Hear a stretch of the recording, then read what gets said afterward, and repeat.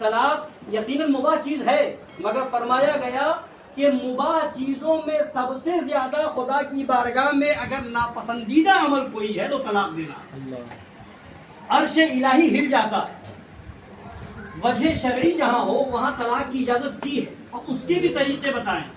فوراً یک بار کی 3 طلاق دے دیتے ہیں، اس کے بعد مسئلہ پوچھنے آتے ہیں۔ حضرت علامہ مشرف صاحب اللہ کی بارگاہ میں آئے، حضور غصے میں تھا 3 بار طلاق دے دیں، کیا حکم ہے؟ غصے میں تھا مگر تو خوشی میں کون طلاق دیتا ہے؟ بات تو یہی ہے نا۔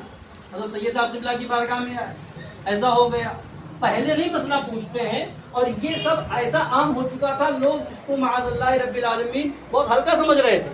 تو خدا کا قہر آیا کہ گورنمنٹ نے قانون ہی بنا دیا کہ اب 2 طلاق، پہلے ہمت دکھاتے تھے، اب 2 طلاق، جیل کی سزا سنو وغیرہ وغیرہ۔ بہرحال تو بتانا یہ ہے کہ ایسا نہیں کہ صرف جو ہے طلاق کہنے سے طلاق ہوتی ہے، نکاح ہو گیا اب اس کو نبھانا بھی ضروری ہے، اور بہت سی وہ چیزیں جس کو سمجھنا ہم کو ضروری ہے۔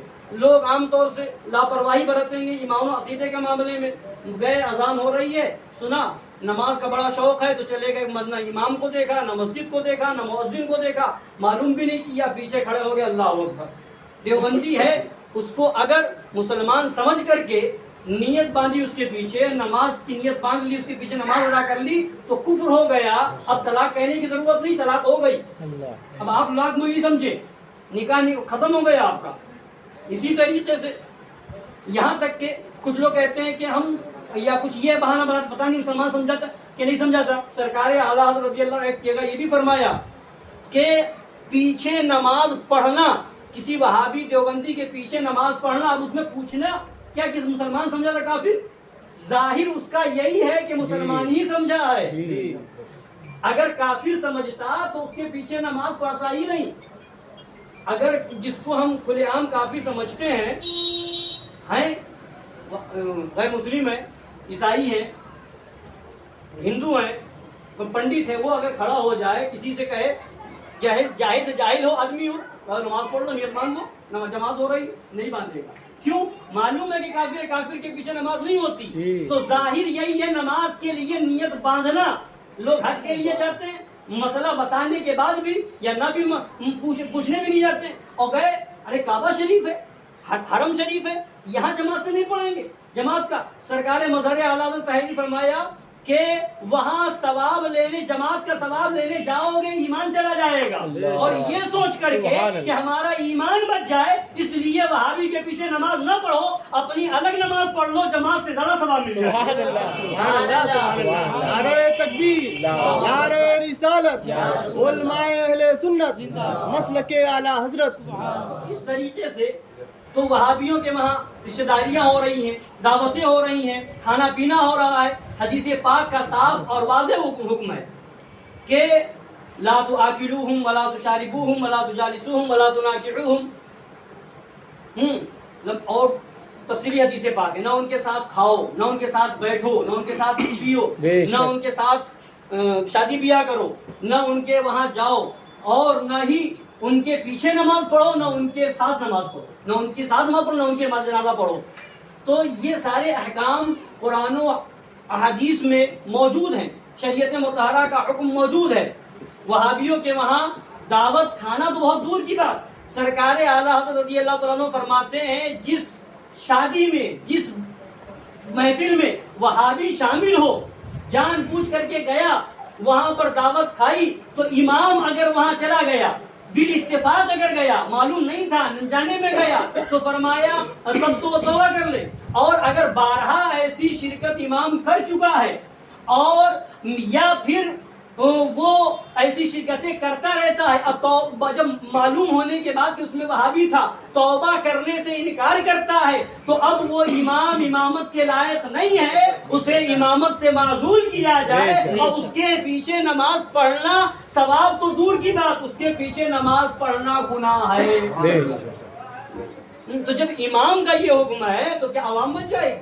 بہت سے لوگ ہم ناواقف، ہم نہیں جانتے، اس معاملے میں پڑھنا نہیں جانتے، پڑھنا نہیں چاہتے، تو اس معاملے میں پڑھنا نہیں چاہتے، یہاں تو آسانی سے کہہ کر کے گزر جائیں گے، مگر قبر میں یہ بہانہ نہیں چلے گا، میدان محشر میں یہ بہانہ نہیں چلے گا کہ جب تم نے گھر بنانے کے لیے، محل بنانے کے لیے، کاروبار کے لیے، سامان خریدنے کے لیے اور دوسرے کام کے لیے ہزاروں طریقے سے لوگوں سے سوچا سمجھا، معلوم کیا، یہ معلوم کرنے کی کوشش کی گھر بنانا ہے۔ اب معلوم کرے تجربہ کس کو ہے، انجینئر صاحب کو بلائیں، اچھا نقشہ بنا دے، اب اس کے لیے آپ ان کے پاس جائیں گے۔ بیمار ہے تو جھولا چھاپ ڈاکٹر کے پاس نہیں جائیں گے، اچھا ڈاکٹر کون ہے اس کے پاس جائیں گے۔ دوا کس سے لے، پڑوس میں نہیں جائیں گے، آپ دوا بتا دیجئے، ڈاکٹر کو تلاش کریں گے۔ گھر بنانے کے لیے انجینئر کو تلاش کریں، اس میں بھی یہ دیکھیں گے صحیح بتانے والا ہو تو جائیں گے۔ اس نے فلاں کا گھر خراب کر دیا تو نقشہ صحیح نہیں بنایا تھا، اس کے پاس نہیں جائیں گے، اس کے پاس چلو۔ وہ ڈاکٹر گیا، اس کے پاس 10 مریض گئے، 9 مر گئے، ایک ہی بچ پایا، وہ ڈاکٹر صحیح نہیں، دوسرے ڈاکٹر کے پاس چلو۔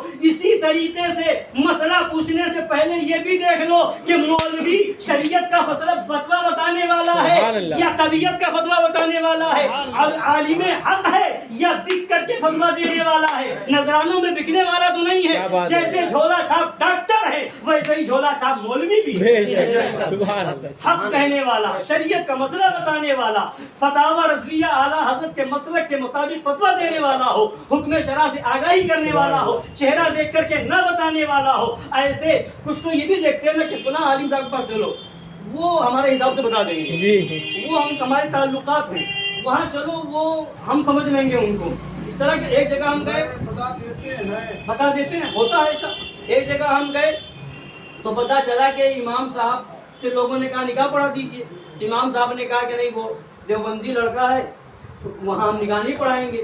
تو لوگوں نے زور دیا، تو کہا کہ اچھا زور دے رہے ہو تو ایسا کرو 5000 دو گے تو چلیں گے۔ 5000 میں ایمان خراب کیا جاتا ہے، یہ ایمان کا حال ہے۔ اللہ تعالیٰ اللہ ماشاء اللہ سب کی بات نہیں، اللہ تعالیٰ علماء حق کو عمر خضر عطا فرمائے، علماء حق کو مسلک اعلیٰ حضرت کے وفاداروں کو اللہ تعالیٰ ترقیاں عطا فرمائے۔ تو بتانا یہ ہے کہ جیسے ڈاکٹروں میں بھی جھولا چھاپ ہے ویسے ہی اس میں بھی، اس گروپ میں بھی ہے۔ اللہ تعالیٰ ہم سب کو عالم حق کا خادم بنائے۔ تو مطلب یہ ہے کہ جو شریعت کا حکم ہے اس پر ہم سب کو عمل کرنا۔ شریعت سے باہر نہ عوام ہے نہ امام ہے، شریعت سے باہر نہ مقتدی ہے نہ امام ہے، شریعت سے باہر نہ پیر ہے نہ مرید ہے، ہر ایک کو شریعت پر چلنا ہے۔ تو یہ ہماری بھی ذمہ داری ہے، رشتہ کریں جیسے ہم یہ دیکھتے ہیں رشتہ سے پہلے گھر ہے کہ نہیں ہے، رشتہ سے پہلے یہ دیکھتے ہیں لڑکے کا نیچر کیا ہے، رشتہ سے پہلے جیسے یہ دیکھتے ہیں لڑکے کا کاروبار کیا ہے، رشتہ سے پہلے یہ دیکھتے ہیں کہ ہماری لڑکی سکون سے رہے گی کہ نہیں رہے گی، رشتہ سے پہلے یہ دیکھتے ہیں کہ لڑکے کا بیک گراؤنڈ کیا ہے۔ ویسے ہی ہم پر لازم و ضروری ہے ان سب چیزوں سے پہلے یہ دیکھیں رشتہ لڑکی کا کریں یا لڑکے کا۔ اگر لڑکی کا کرتے تو دیکھیں لڑکا شریعت کا پابند ہے یا نہیں، یعنی سچا سنی ہے یا نہیں، لڑکا ایمان والا ہے یا نہیں، غلام امام علی مقام ہے یا نہیں، غلام غریب نواز ہے یا نہیں، غلام اعلیٰ حضرت ہے یا نہیں۔ اگر وہ واقعی اعلیٰ حضرت کا غلام ہو، مظہر اعلیٰ حضرت کا غلام ہو، غریب نواز غوث اعظم کا غلام ہو، امام حسین کا حسینی غلام ہو، تب تو بخوشی رشتہ کر لیجئے، اس لیے کہ رزق دینے کا وعدہ اللہ نے فرما لیا ہے۔ ہر ایک کو اس کا رزق ملنا ہے جو اس کی قسمت کا لکھا جا چکا ہے، رزق کسی کا کوئی نہیں روک سکتا، اللہ نے رزق کا وعدہ کیا ہے۔ ایمان بچانا یہ ہماری ذمہ داری ہے۔ ایسی جگہ رشتہ نہ ہو کہ تمہارا بھی ایمان جائے، تمہاری نسلوں کا بھی ایمان جائے۔ لڑکی لائے تو وہ بھی دیکھیں، بہت سی جگہ یہ بھی مسئلہ چل رہا ہے، لوگ کہتے ہیں کہ ہاں لڑکی وہابیوں میں دے نہیں سکتے، لڑکی لا سکتے۔ سرکار اعلیٰ حضرت نے وہ ایک رسالہ ہے جس میں اولاد کے حقوق کا بیان فرمایا، مشعرۃ الارشاد، اس میں فرمایا کہ لڑکی کے دلہن کے خاندان والے کا بھی ماحول دیکھو، اس لیے کہ بچوں کے اوپر ماموں اور نانا ننیال کا بھی اثر آتا ہے۔ یہ فرمایا مشعرۃ الارشاد کے اندر سرکار اعلیٰ حضرت نے۔ تو دنیاوی طور پر اگر چیزیں ہیں کہ رہنے سہنے کے اعتبار سے، تہذیب و اخلاق کے اعتبار سے اثر آتا ہے، تو ایمانی معاملات میں بھی اثر آتا ہے۔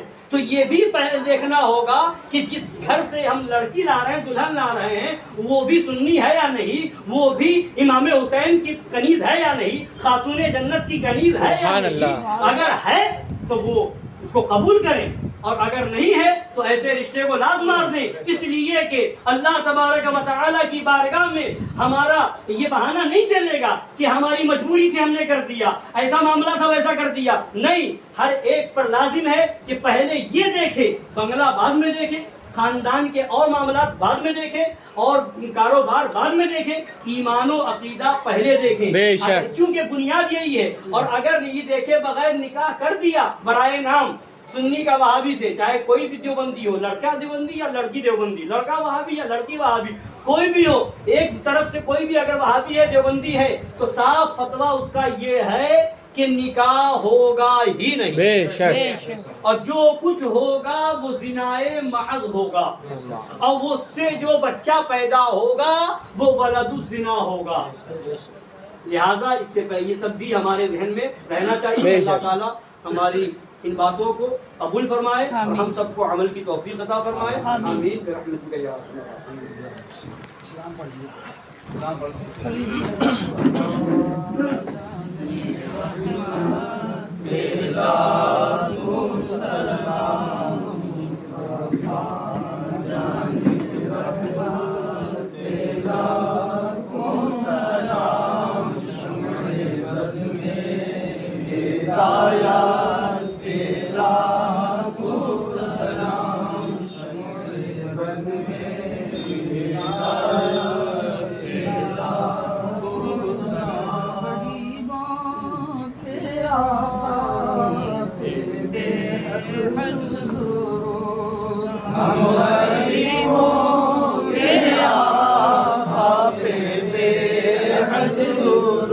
ارحم فقیروں کی سلوات لاکھوں سلام، مصطفیٰ جان رحمت لاکھوں سلام، داد دی قلب میں عظمت مصطفیٰ، داد دی قلب میں عظمت مصطفیٰ، سیدی اعلی حضرات لاکھوں سلام، سیدی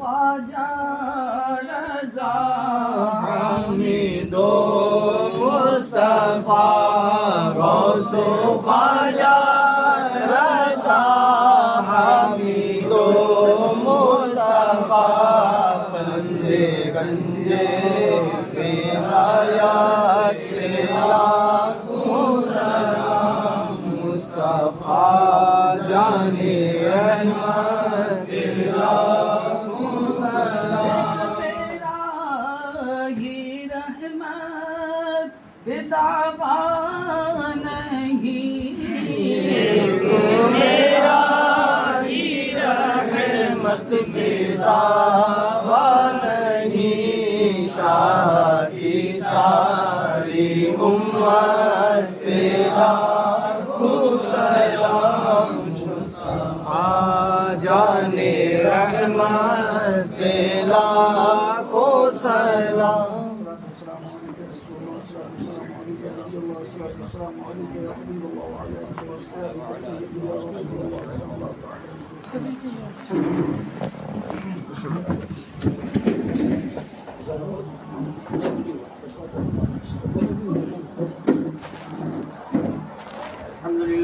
الحمد لله نحمده ونستعينه ونستغفره ونؤمن به ونتوكل عليه ونعوذ بالله من شرور أنفسنا ومن سيئات